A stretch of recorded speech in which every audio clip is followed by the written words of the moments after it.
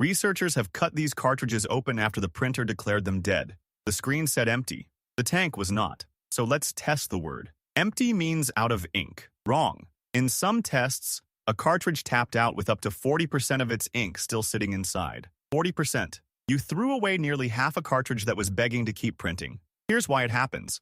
The chip never sees the ink. It can't dip a finger in the tank. It just counts pages and assumes the worst, that every sheet came out soaked, edge to edge, in maximum coverage. Print a stack of light pages and the real ink barely drops.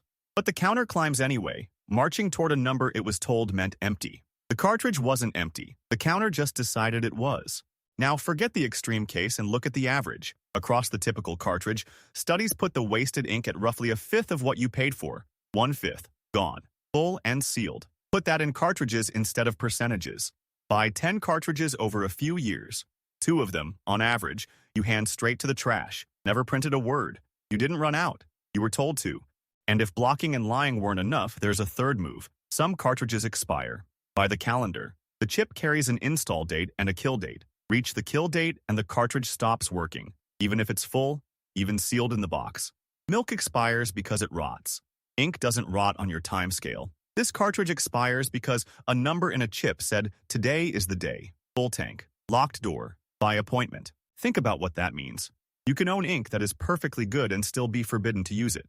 Not because it's bad, because the clock inside it ran out. The chip isn't measuring ink at all. It's measuring how long you're allowed to keep your own property. That's not a tank. That's a parking meter. And it's not just American shoppers who got angry. In 2020, Italy's competition authority went after the biggest names at once. HP, Epson, Canon, Brother. 4 companies, 1 investigation. The combined fine landed over 10 million euros. The charge?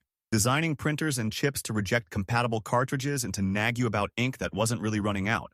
Read that again, slowly. A government looked at this behavior and didn't call it a feature. It called it a practice worth fining. And remember the excuse they always give. We block other ink to protect print quality. Quality? Wrong. A regulator examined the quality story and fined them anyway. When 2 continents are writing checks about your cartridges, it's for your own good. Stops being an argument.